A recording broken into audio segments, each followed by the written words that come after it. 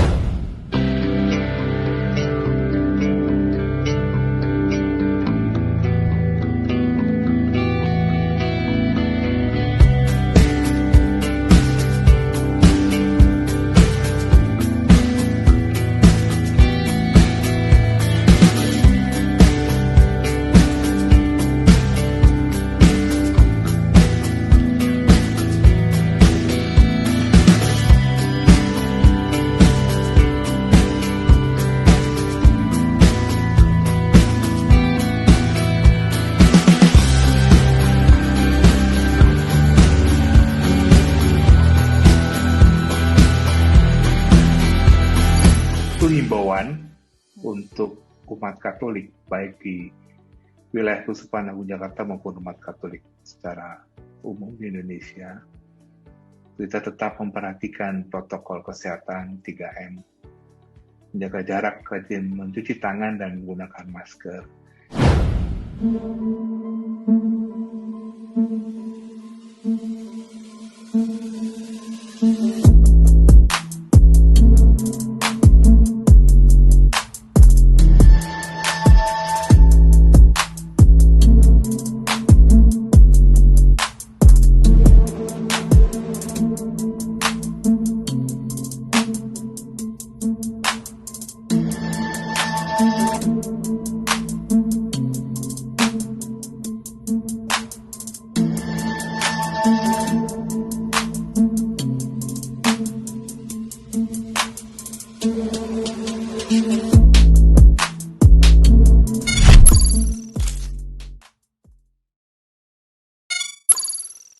Assalamualaikum warahmatullahi wabarakatuh.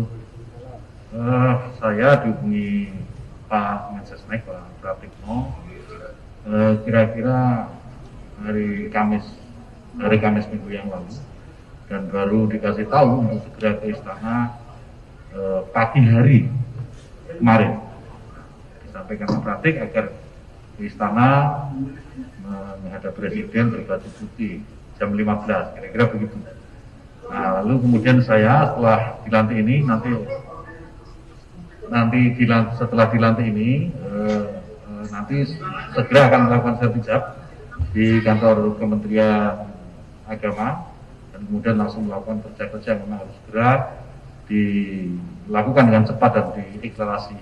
Apa yang mau kami lakukan, seperti yang kemarin saya sampaikan, hanya sedikit saja, sebenarnya banyak yang mau dikerjakan, tetapi kalau mau dirangkum itu hanya menjadi satu kalimat pendek, yaitu bagaimana membuat agama itu sebagai inspirasi, bukan aspirasi. Nah, itu bisa di breakdown ke banyak hal, baik bagaimana cara berhubungan antar umat beragama, hubungan antar inter umat beragama, kemudian bisa juga soal pandemi COVID yang tadi disampaikan oleh Mbak itu, dan banyak hal. Nah, dari kalimat itu bisa di breakdown menjadi banyak hal, dan kita lihat nanti pasti akan ada terobosan-terobosan dari Kementerian Agama yang akan berbeda dari masa-masa sebelumnya. Itu yang bisa saya sampaikan. Terima kasih. Assalamualaikum warahmatullahi wabarakatuh. Kami dihubungi oleh Pak Pratik sekitar minggu lalu dan diberitahu bahwa diberikan amanah sebagai Menteri Kesehatan di awal minggu ini. Kami ucap terima kasih ke Bapak Presiden dan Bapak Wakil Presiden akan amanahnya, dan kami butuh dukungan dari teman-teman seluruh rakyat Indonesia untuk mensukseskan tugas dan amanah yang diberikan kepada kami.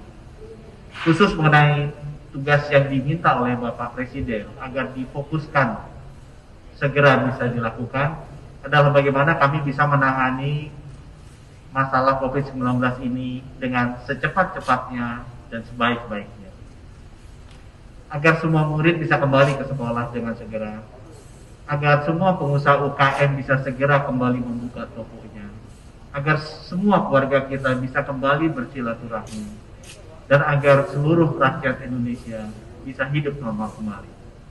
Untuk itu, kami sangat membutuhkan dukungan dari seluruh komponen bangsa, baik itu asosiasi kedokteran, baik itu pemerintah daerah, provinsi, kabupaten, dan kota madya, serta seluruh teman-teman sekalian.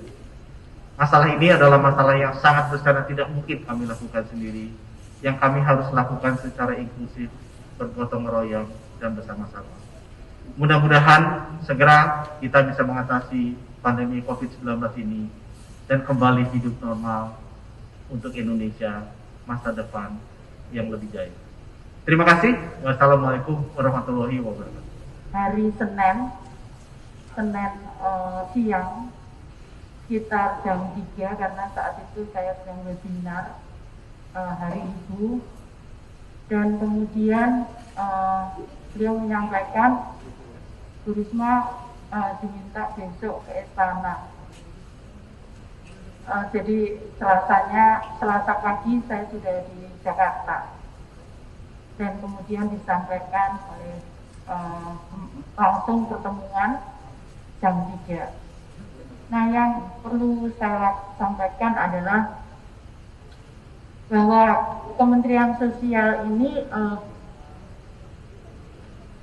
yang diperintahkan oleh Bapak Presiden, yang pertama ini yang sangat urgen adalah bagaimana realisasi bantuan untuk yang triwulan 4 dan nanti awal tahun 2021 Januari itu minggu pertama harus bisa keluar, karena ini juga berkaitan dengan pergerakan ekonomi nasional. Karena itu kami harus kerja keras sehingga minggu pertama bulan Januari yang untuk 2021 bisa segera tersampaikan oleh kepada penerima bantuan. Yang berikutnya adalah, yang kedua adalah pemberdayaan. Jadi selama ini kita mencoba bagaimana bantuan itu kemudian mempunyai implikasi atau mempunyai dampak langsung yang terukur kepada kesejahteraan masyarakat. Artinya bahwa memang ada mekanisme pembinaan yang harus kami lakukan. Nah, kami tidak bisa sendiri tentunya. Kami akan gandeng gubernur, kepala daerah, dan utamanya adalah para perguruan tinggi dari perguruan tinggi setempat yang mengetahui persis bagaimana permasalahan-permasalahan di daerahnya. Kemudian kami juga harus antisipasi karena sesuai dengan ramalan BMKG akan terjadi setelah La Nina, curah hujan yang tinggi, maka akan ada El Nino, di mana kemarau ini sangat tinggi. Itu tentunya akan berimplikasi pada hasil produk pertanian ataupun yang lain, sehingga itu yang harus diimbangi supaya tidak terjadi kelaparan. Nah, yang berikutnya adalah perbaikan data. Kami akan bekerja sama dengan Kementerian Kependudukan, Kementerian Dalam Negeri, Ditjen Kependudukan untuk updating data tentang penerima bantuan, karena ya memang pasti ada selisih, karena hari ini diupdate, mungkin hari ini pula ada yang meninggal dan pindah dan sebagainya. Nah, itu yang harus kita terus tangani day to day, dan terus terang kita akan lakukan semuanya itu dengan transparan dan tidak ada lagi cash atau tunai dalam bentuk apapun, tapi kami akan menggunakan semua transaksi secara elektronik, dan juga masukan-masukan dari daerah kami akan gunakan elektronik yang cepat, sehingga perbaikan-perbaikan data bisa segera kami lakukan.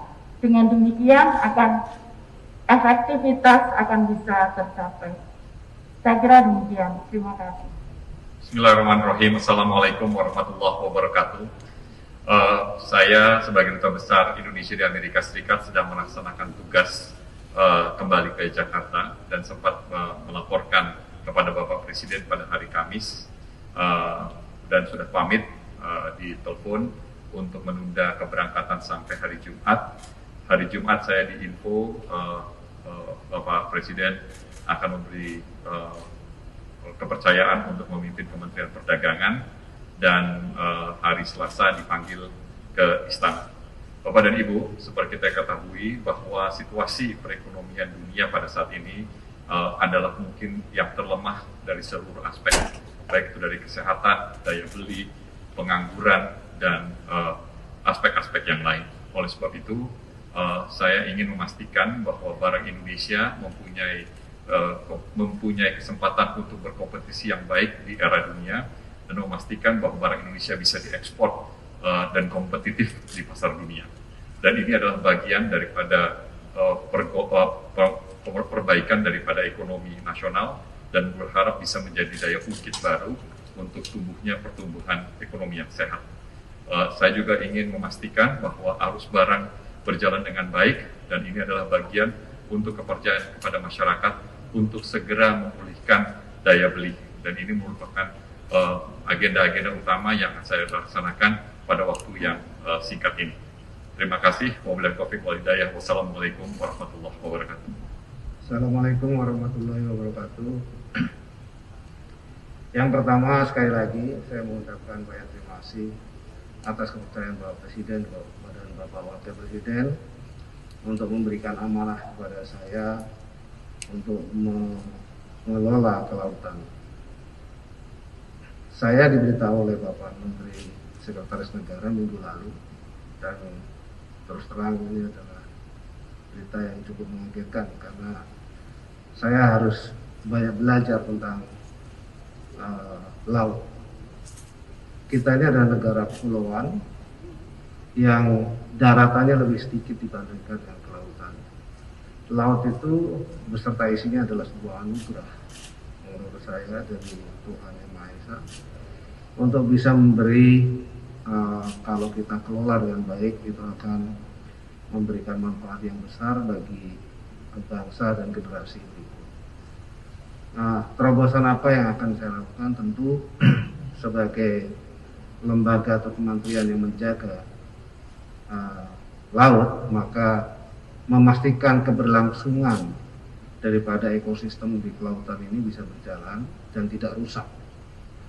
Namun demikian di sisi lain juga dia harus bisa memberi manfaat yang besar kepada manfaat kesejahteraan yang besar kepada bangsa itu. Itu yang akan kami lakukan dalam waktu yang saya kira tidak lama, barangkali 1 atau 2 bulan ke depan. Saya akan belanja masalah untuk mengevaluasi semua, apakah yang sudah dilakukan, mana yang baik kita lakukan, yang tidak baik kita akan hentikan. Saya kira itu saja dulu yang akan saya sampaikan. Terima kasih. Wassalamualaikum warahmatullahi wabarakatuh. Bismillahirrahmanirrahim. Assalamualaikum warahmatullahi wabarakatuh. Salam sejahtera bagi kita semua. Terima kasih Mbak Gita pertanyaannya. Pertama-tama saya baru saja selesai penyembuhan dari COVID-19 dan sesuai dengan protokol kesehatan yang mengikuti anjuran dokter bahwa kita harus melakukan beberapa kali tes swab negatif. Di saat penyembuhan tersebut, saya pertama kali mendapatkan pemberitahuan karena banyak sekali yang mendoakan dan mengirimkan pesan terselip-selip. Ternyata ada satu pesan dari Pak Pratik, kira-kira Jumat minggu lalu. Singkat saja pesannya itu, Bismillah Mas. Wah, saya pikir ini Bismillah untuk kesembuhan saya. Saya jawab, Bismillah Pak. Dan setelah itu ada beberapa teman-teman yang ada di kabinet, Pak Budi Gunawan, Kabin, Pak Erick Thohir juga menghubungi. Tapi karena rancu antara kesembuhan saya dan pesan lainnya, tentunya konfirmasi yang firm itu baru hari Senin dari Pak Pratik mengabarkan bahwa kemungkinan akan dipanggil, kemungkinan akan diminta menghadap hari Senin sore atau hari Selasa. Dan kepastian itu Selasa pagi saya mendapatkan kabar dari istana hadir pukul 15.00 tanpa memberikan informasi lain, hanya menggunakan baju putih. Jadi itu cerita sedikit pengalaman saya berjuang melawan COVID-19. Saya ingin mengingatkan kita semua untuk menerapkan protokol kesehatan yang ketat dan disiplin. Pastikan kita bisa mengatasi sisi kesehatan daripada COVID-19 dan berjuang membangkitkan ekonomi.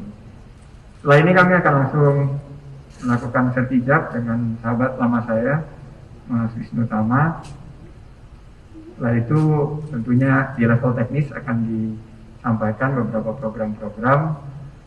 Namun 3 gagasan utama kita adalah inovasi, karena kita harus bergerak secara cepat.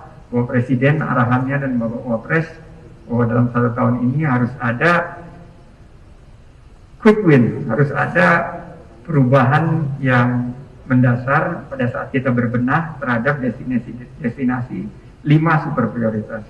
Jadi kita harus berinovasi mulai daripada busananya, tari-tariannya, 360 degrees, inovasi dari segi infrastrukturnya, dan segala yang berkaitan baik dari pariwisata dan ekonomi kreatif, kuliner, fashion, kriya, dan lain sebagainya. Kedua adalah adaptasi. Kita harus beradaptasi dengan keadaan terkini, yaitu COVID-19. CHSE salah satunya harus kita pastikan sebagai prasyarat untuk kebangkitan sektor ini. Dan terakhir, kolaborasi. Kita harus menggandeng semua pihak. Karena ini tugas berat, kami sangat prihatin, jutaan lapangan pekerjaan yang terdampak di sektor pariwisata dan ekonomi kreatif, dan kami akan berjuang untuk mempertahankan dan mengembangkan pemberdayaan agar kita bisa membuka lapangan kerja seluas-luasnya dan mempertahankan tingkat pendapatan dan kesejahteraan masyarakat, terutama di sektor pariwisata dan ekonomi kreatif. Terima kasih atas kesempatannya. Billahi taufiq wal hidayah. Assalamualaikum warahmatullahi wabarakatuh.